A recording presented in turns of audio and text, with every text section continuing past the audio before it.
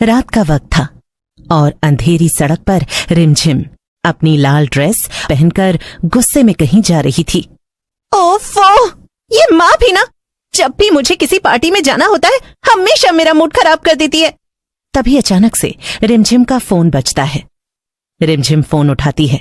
ये उसकी सहेली मीना का फोन था, जिसकी बर्थडे पार्टी में वो जा रही थी। हाँ मीना, बस रास्ते में ही हूँ, एक भी ऑटो वाला नहीं मिल रहा, क्या करूँ? हाँ, बस आधे घंटे में आ जाऊंगी, थोड़ा इंतजार करना। तभी अचानक से रिमझिम के पैर के नीचे एक पत्थर आ जाता है और उसकी हील्स टूट जाती है। ओह नो, ये क्या हो गया? मेरी तो किस्मत ही खराब है, जब देखो तब कुछ ना कुछ बुरा ही होता रहता है। पहले ऑटो नहीं मिला और अब हील्स भी टूट गई। अब पार्टी तक कैसे पहुंचूं? और वहां पहुंच भी गई तो सब मेरा कितना मजाक उड़ाएंगे। रिमझिम को कुछ समझ नहीं आ रहा था कि वो क्या करे। टूटी हील्स में आगे भी नहीं बढ़ सकती थी। थोड़ा दूर चलने पर उसे कुछ नजर आया। अरे, लगता है कोई चप्पल का शोरूम है, यहाँ चलकर देखती हूँ, शायद कोई ढंग की सैंडल्स मिल जाए। रिमझिम उस शोरूम के अंदर घुस जाती है। अंदर लाइट जल रही थी, मगर उन्हें बेचने के लिए एक भी आदमी नहीं था। ओह माय गॉड, कितनी सुंदर हील्स हैं यहाँ, और कितनी सस्ती भी। ये शोरूम तो बड़े बड़े ब्रांड्स को भी फेल कर देगा। रिमझिम उन ब्लैक हील्स को पहनकर आईने में देखती है। ये उसी का साइज था। परफेक्ट, ये हील्स तो मेरी ड्रेस के साथ मैच भी हो रही हैं। मैं इन्हें ले लेती हूँ। हाँ, एक्सक्यूज मी, कोई है क्या दुकान में? लेकिन बहुत बुलाने के बाद भी वहां कोई नहीं आता। ओफो, मुझे देर भी हो रही है, क्या करूं? हाँ, एक काम करती हूँ, कल दोबारा यहाँ आकर पैसे दे दूंगी। हाँ। और फिर बिना कुछ सोचे समझे ही रिमझिम वो ब्लैक हील्स पहनकर शोरूम से बाहर निकल जाती है। लेकिन बाहर निकलकर अचानक से उसे कंधे पर थोड़ा भारी महसूस होता है। ये क्या? ये भारी सा क्यों महसूस हो रहा है? नहीं, ये सब छोड़ो, पार्टी में जाती हूँ, आज तो खूब एंजॉय करूंगी। ये रिमझिम एकदम खुशी खुशी पार्टी में पहुंचती है। हाय दोस्तों, देखो मैं भी आ गई।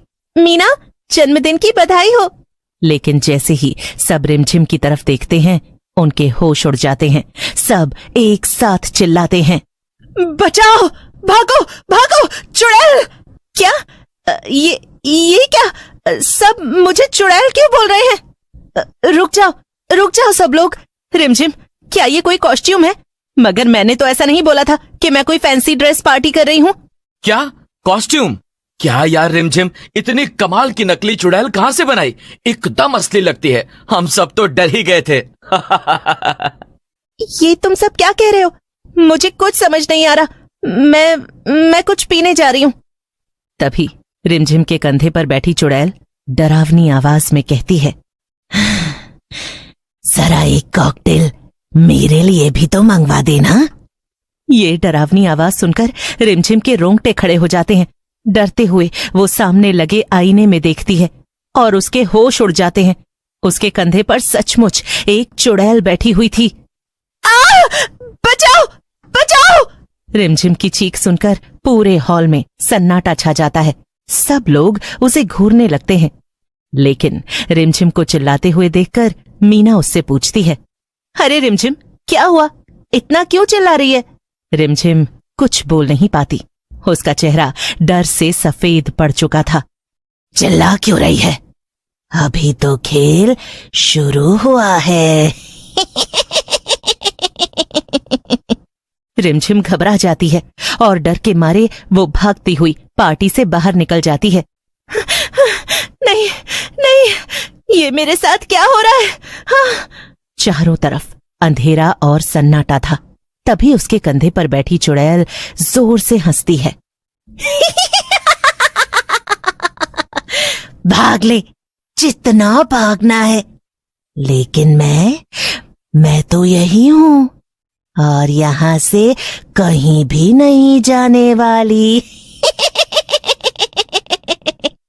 तुम कौन हो और मुझसे क्या चाहती हो? मैंने तो वाह, चोरी करके बड़ी जल्दी भूल गई। मैं वही हूँ जिसकी चीज तू चुरा कर अपने साथ ले आई है। क्या मतलब? ओह, देखो तो भोली को, ये जो हील्स तूने पहन रखी हैं, ये मेरी हैं। तू इन्हें मेरी दुकान से चुरा कर लाई है। नहीं, मैंने चोरी नहीं की। मैं तो पैसे देने ही वाली थी, लेकिन वहां दुकान पर कोई था ही नहीं, तो मैंने सोचा कि मैं कल आकर पैसे दे दूंगी। मुझे देर हो रही थी इसीलिए। अच्छा, अब बहाने बना रही है। बिना पूछे चीज उठाना चोरी ही होती है। फिर तू चाहे कुछ भी कह ले, समझी? अब तो तू फंस चुकी है। जब रिमझिम को आगे कुछ समझ नहीं आता, प्लीज मुझे माफ कर दो, मैं कल जाकर पैसे दे दूंगी। हाँ।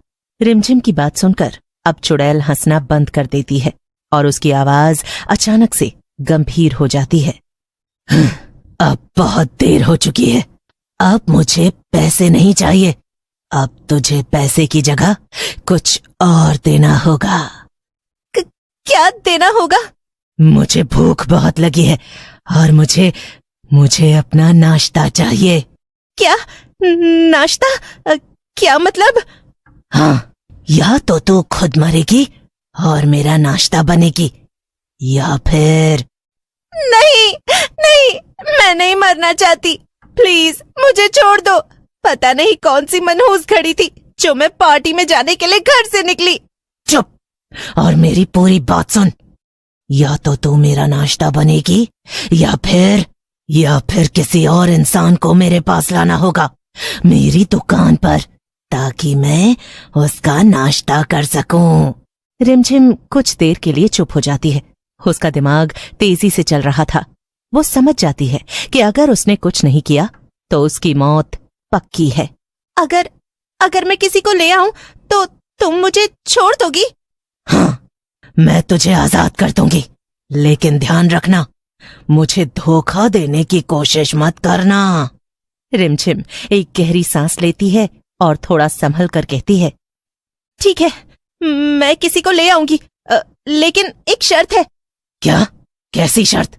अगर तुम ऐसे ही मेरे कंधे पर बैठी रहोगी तो कोई भी तुम्हें देखकर दूर से ही भाग जाएगा। फिर मैं किसी को यहाँ लाने के लिए अपने जाल में कैसे फंसाऊंगी? इसीलिए अगर तुम्हें नाश्ता चाहिए तो मेरे कंधे से उतरना पड़ेगा, यही शर्त है। बात तो सही है तेरी। हाँ, इसीलिए तुम्हें मेरे कंधे से उतरना होगा।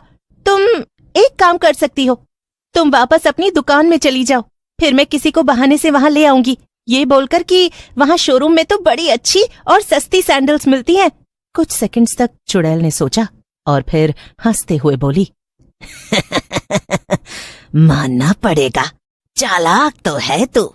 ठीक है, मैं तेरी बात मान लेती हूँ और दुकान चली जाती हूँ। ये कहकर चुड़ैल रिमझिम के कंधे से उतर जाती है और रिमझिम को बहुत ही हल्का महसूस होता है। लेकिन याद रखना, अगर तू नहीं आई तो मैं खुद तुझे ढूंढकर खा जाऊंगी। हाँ, मैं जरूर आऊंगी। भला तुम्हें कोई धोखा कैसे दे सकता है? रिमझिम की बात सुनकर चुड़ैल हवा में गायब हो जाती है। रिमझिम कुछ सेकंड्स तक वहीं खड़ी रहती है, फिर अचानक वो पूरी ताकत से उल्टी दिशा में दौड़ने लगती है। वो भागते भागते दूर निकल जाती है। उसके चेहरे पर डर के साथ साथ थोड़ी राहत भी थी। उसी रात रिमझिम अपने घर वालों के साथ शहर छोड़कर भाग जाती है। लेकिन अगली रात उस सुनसान लड़की पर वही चप्पल की दुकान फिर से खुली हुई थी और अंदर अंधेरे कोने में वही चुड़ैल खड़ी थी, क्योंकि वो अभी तक रिमझिम का इंतजार कर रही थी। जिसने मुझे धोखा दिया वो काम से गया। तभी एक दूसरी लड़की श्रेया वहां से गुजरती है। वो धीरे धीरे दुकान के अंदर चली आती है। आजा, एक और मेहमान। मिल गया मुझे मेरा नया शिकार।